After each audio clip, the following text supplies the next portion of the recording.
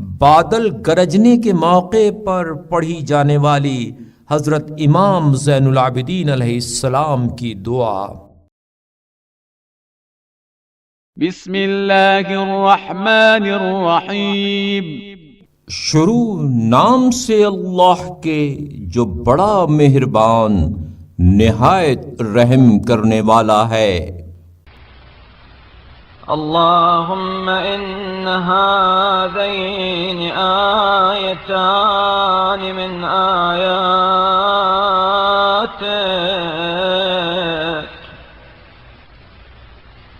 व हाज़ैन औनान मिन अअवानिक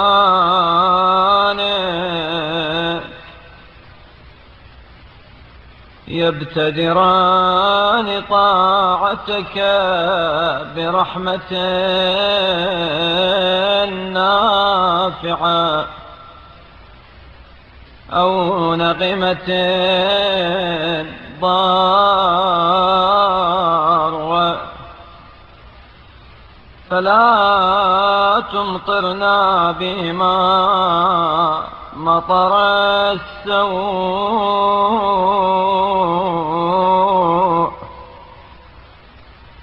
ولا تلبسنا بهما لباس البلاء.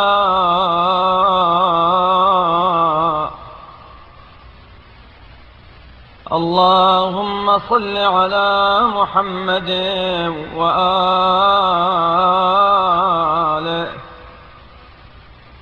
وأنزل علينا نفع هذه السحائب وبركتها واصرف عنا أذاها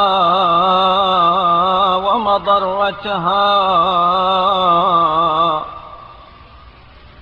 ولا تصبنا فيها بآفة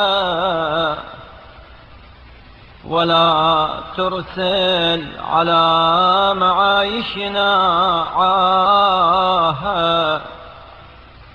बारेलाहा ये अब्र बर्क तेरी निशानियों में से दो निशानियां और तेरे खिदमत गुजारों में से दो खिदमत गुजार हैं जो नफा रसां रहमत या ज़रर रसां उक़ूबत के साथ तेरे हुक्म की बजावरी के लिए रवां दवा हैं। तो अब इनके जरिए ऐसी बारिश न बरसा जो ज़रर व ज़ियां का बाइस हो और न इनकी वजह से हमें बला व मुसीबत का लिबास पहना। ऐ अल्लाह, मोहम्मद और उनकी आल पर रहमत नाजिल फरमा और इन बादलों की मनफा बरकत हम पर नाजिल कर और इनके ज़रर व आज़ार का रुख हमसे मोड़ दे और इनसे हमें कोई गज़न न पहुंचाना और ना हमारे सामान मईशत पर तबाही वारिद करना। اللهم وإن كنت بعثتها نقمة وأرسلتها سخطا فإنا نستجيرك من غضبك ونبتهل إليك في سؤال عفوك فمل بالغضب إلى المشركين وأدر رحاء نغمتك على الملحدين. اللهم أذهب محل بلادنا بسقياك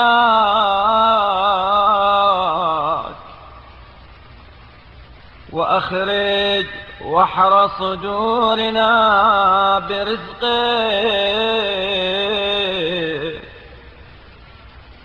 ولا تشغلنا عنك بغيرك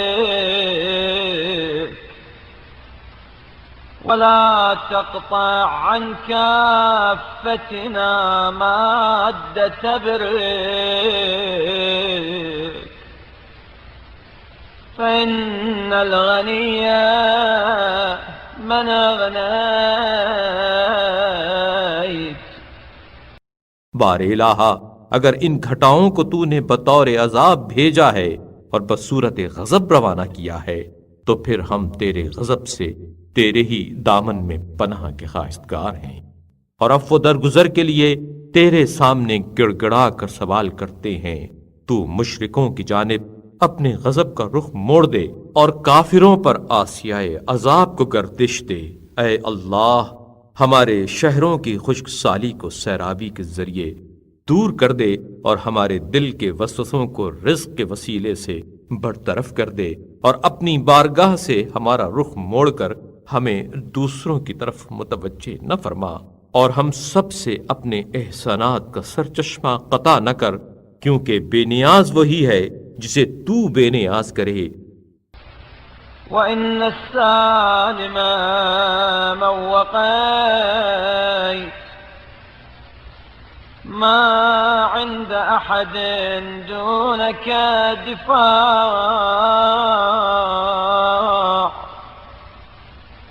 ولا بأحد عن سطوتك امتناع.